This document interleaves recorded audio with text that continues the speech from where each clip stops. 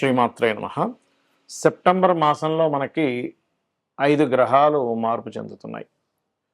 అందులో చంద్రుడు ప్రతి 2.5 రోజులకు మారడం సహజమైతే, కుజుడు 19వ తేదీకి మిథునంలో ఉండే కుజుడు కర్కాటకంలోకి, అంటే మీ మీ యొక్క మేషం నుంచి 3వ స్థానంలో ఉండే కుజుడు 4లోకి, శుక్రుడు నీచ స్థానంలో 6వ భావంలో ఉండేటువంటి శుక్రుడు 3వ తేదీ నుంచి సప్తమంలోకి, బుధుడు 7వ తేదీ నుంచి కన్యారాశిలోకి మరియు 26వ తేదీకి తులలోకి మారుతున్నాడు.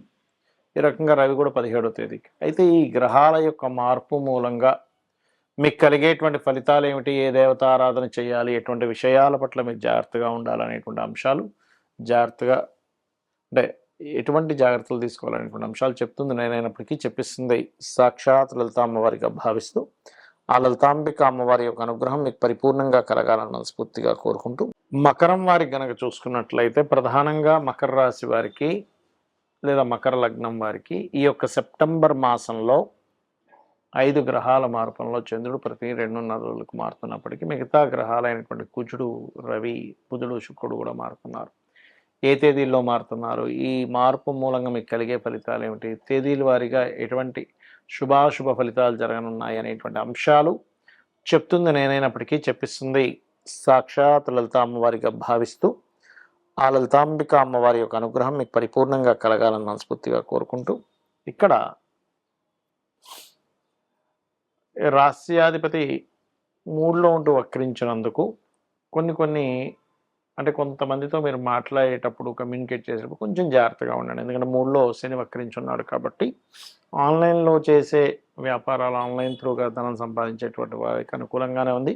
కాకపోతే దుర్గానామాన్ని ఎంత మీరు స్మరిస్తూ ఉంటే అంత ఇంకా అనుకూలంగా ఉంటుంది. హోమ్ లోన్స్ లభిస్తాయి. కొంచెం సప్తమంలో గురువు ఉచ్చస్థానంలో ఉన్నాడు కాబట్టి 19వ తేదీ వరకు కుజుడు మారట్లేదు కాబట్టి మీకు అప్పటి వరకు మీకు చేసే వివాహ ప్రయత్నాలు సఫలీకృతం అవుతాయి. అదేవిధంగా భాగ్యభావంలో అష్టమంలో రవి ఉన్నాడు. అది ఒక రకంగా గవర్నమెంట్ నుంచి వచ్చేటువంటి కొన్ని సదుపాయాలకు అనుకూలిస్తుంది. కానీ ఆ రవి భాగ్యంలోకి 17వ తేదీకి మారుతూ బుధుడితో కలిసి 19వ తేదీ నుంచి ఎటువంటి రిఫ్లెక్షన్స్ లేకుండా ఉంటాడు. ఆ సమయంలో మీకు ఉన్నత విద్యల కోసం చాలా బాగుంది. అయితే శుక్రుడు ఎప్పుడైతే దశమంలోకి వస్తున్నాడో 3వ తేదీ నుంచి ఈ నెల మీకు ఉద్యోగ సంబంధించినటువంటి విషయంలో చాలా చాలా చాలా అనుకూలంగా ఉంది చెప్పాలంటే. ఇక ఇన్వెస్ట్మెంట్స్ విషయంలో కూడా అనుకూలంగా ఉంది. 12వ తేదీ ఎగ్జాల్ట్ అయినందుకు అది ముఖ్యంగా విదేశీ ధనయోగాన్ని కూడా ఇస్తుంది. 2లో రాహు ఉన్నందుకు, 12వ అధిపతి సప్తమంలో ఉన్నందుకు. ఇక మీరు ఈ 1, 2 మరియు 29, 30 తేదీలు ఏదైనా ప్రాపర్టీస్ తీసుకోవడానికి, వాహనాలు తీసుకోవడానికి అనుకూలంగా ఉంది. 3, 4 తేదీలు వ్యాపార అభివృద్ధి ఉంటుంది. 5, 6 తేదీలు రుణాల కోసం చేసే ప్రయత్నాలు ఫలిస్తాయి. 7, 8, 9 తేదీలు మీరు చేసే వివాహ ప్రయత్నాలు ఫలిస్తాయి. 10, 11 తేదీలు ఎట్టి పరిస్థితుల్లో వాహనం మీద వెళ్ళేటప్పుడు కొన్ని ఇన్సూరెన్సెస్ రిలేటెడ్ సంబంధించిన విషయాల్లో నెగ్లిజెన్స్ చేయకండి. ఇందులో ప్రధానంగా మీకు కానీ మీ జీవిత భాగస్వామికి కానీ 14, 15 తేదీలు ఉద్యోగం కోసం చేసే ప్రయత్నం, ఉద్యోగంలో మార్పు కోసం చేసే ప్రయత్నం ఫలిస్తుంది. 24, 25 తేదీలు ఎవరికి మనీ ఇవ్వకండి, మనీ మూలంగా మోసపోయే యోగాలు ఉన్నాయి. 26, 27, 28 తేదీల్లో వ్యాపారం కోసం చేసే ప్రయత్నాలు, వ్యాపార అభివృద్ధి కోసం చేసే ప్రయత్నాలు ఫలిస్తాయి. ఇక మీరు నిత్యము లలిత అమ్మవారి యొక్క ఆరాధన చేయండి, అన్ని విధాలు బాగుంటుంది. చాలామందికి లైఫ్లో అసలు ఎందుకు సడన్ డౌన్ఫాల్ అవుతుంది, ఎందుకు సడన్గా మళ్ళీ వాళ్ళు గ్రో అవుతున్నారు అని చెప్పి అర్థం కాదు. జ్యోతిష శాస్త్రంలో దీని గురించి చాలా స్పష్టంగా ఉంది. మనకి మహాదశలు అంటారు. అంటే కేతువు నుంచి, అంటే మనకి పుట్టింది కేతు నక్షత్రంలో అనుకోండి, కేతు దశతో, దాని తర్వాత శుక్ర దశ, దాని తర్వాత రవి దశ, చంద్రదశ, కుజదశ, రాహుదశ, ఇలా వరుసగా దశలు ఉంటాయి. మీరు పుట్టిన లగ్నం, మీరు ఏ లగ్నం అయితే జన్మించినప్పుడు ఉందో ఆ లగ్నం నుంచి నడుస్తున్న మహాదశలు మంచి కాంబినేషన్లో ఉంటే ఆ దశ రాగానే మీకు దశ తిరిగింది అంటారు. అందుకే అలా కాకుండా ఆ కాంబినేషన్ సరిగ్గా లేనప్పుడు ఆ దశలో చాలా ఇబ్బందులు ఎదుర్కొంటాడు. ఏ పని చేస్తున్నా సరే కలిసి రాకపోవడం, వ్యాపారం కలిసి రాకపోవడము, ధన నష్టం జరగడము, లేనట్లయితే వివాహ సంబంధించిన విషయాలు చికాకులు, సంతానం పొందలేకపోవడం, ఇట్లా అనేకమైనటువంటి ఇల్లులు కొనుక్కున్న వాళ్ళు అమ్మేయాల్సిన పరిస్థితులు వస్తూ ఉంటాయి. అందుకని ఎప్పుడు కూడా దశ మారినప్పుడు చెక్ చేసుకోవాలి. మీకు ఎప్పుడెప్పుడు ఏ దశలు మారుతున్నాయి అనేటువంటిది మీరు మీ యొక్క జాతచక్రంలో ఉంటుంది. ఏ డేట్ నుంచి, డేట్తో సహా ఉంటుంది. ఏ డేటు, ఏ మంత్, ఏ ఇయర్ నుంచి ఏ దశ మారుతుంది, అంతర్దశలు ఎప్పుడు మారుతున్నాయి. మహాదశ ఈజ్ మోస్ట్ ఇంపార్టెంట్, బట్ అంతర్దశ దాన్ని ఆపరేట్ చేస్తూ ఉంటుంది. ప్రత్యంతర్దశ ఇంకొంచెం ఈవెంట్ని అది ఫుల్ఫిల్ చేయడానికి అనుకూలిస్తూ ఉంటుంది. అయితే ఇక్కడ మీరు అర్థం చేసుకోవాల్సిన విషయం ఏంటంటే, ఒకటి దశ అంతర్దశ అయితే, రెండవది గోచారము. అంటే గోచారంలో గ్రహాలు మారుతున్నప్పుడు అది ప్రకృతి లాంటిది. అంటే మనకి చూడండి, చలికాలం చలేస్తుంది, ఎండాకాలం ఎండగా ఉంటుంది, వర్షాకాలం వర్షాలు వస్తాయి. లేదా మార్కెట్ బాగాలేదు అన్నప్పుడు మనం కోణం మార్కెట్ బాగుందంటే కూడా, అంటే బయట ఉండే ప్రకృతి, బయట ఉండే మార్కెట్ ఎలాగో గోచారం అలా. సో గోచారాన్ని మరియు మీకు నడుస్తున్న మహాదశ అంతర్దశలు చాలా ముఖ్యం. ఇవొకెత్తు అయితే, ఇంకా వాస్తు, మీరు నివసిస్తున్నటువంటి ఇల్లు కనుక వాస్తుపరంగా 100% బాగుంది అంటే, మనం 100% ఇవాళ రేపు ఉండేటువంటి సిటీ కల్చర్లో ఇవ్వలేం, కానీ కనీసం 90% 80% అయినా బాగుంటే మీకు అది చాలా చాలా మటుకు మీకు సేవ్ చేస్తుంది. అయితే ఈ యొక్క ఇంటిని ఎంపిక చేసుకునేటప్పుడు తీసుకోవాల్సిన స్టెప్ బై స్టెప్గా మనం తీసుకోవాల్సిన జాగ్రత్తలు ఏమిటి?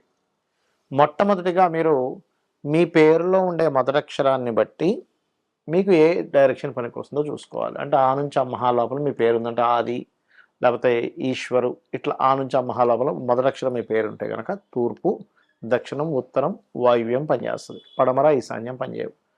కక్క గగ్గ అక్షరాలతో మీ పేరుంది అంటే కాంతారావు, కమల ఇట్లా పేర్లు ఉన్నాయి అని ఉదాహరణ చెప్తున్నా. కక్క గగ్గ అక్షరాలతో కనుక ఉన్నట్లయితే మీకు ఆగ్నేయము, ఉత్తరము, ఈశాన్యం బ్రహ్మాండంగా పనిచేస్తాయి. సింహద్వారాలు, తూర్పు, మధ్య ద్వారము, పడమర పనిచేయవు.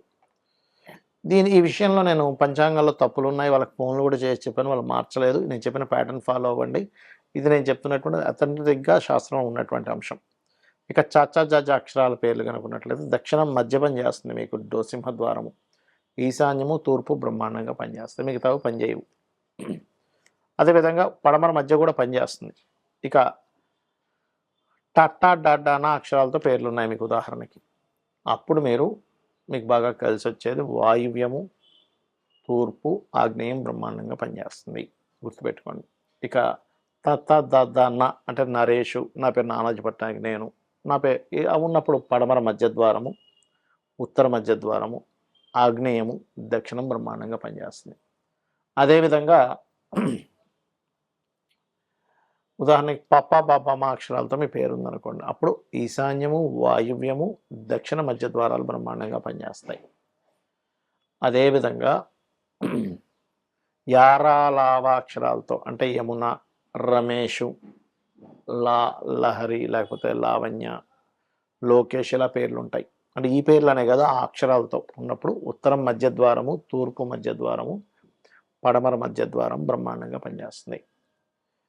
అదేవిధంగా శేష సాహా అక్షరాలతో మీ పేరు కనుక ఉంటాయి అంటే శేషగిరిరావు ఇలా ఉన్నట్లయితే ఈశాన్యము, వాయువ్యము, ఆగ్నేయము బ్రహ్మాండంగా పనిచేస్తుంది మీకు.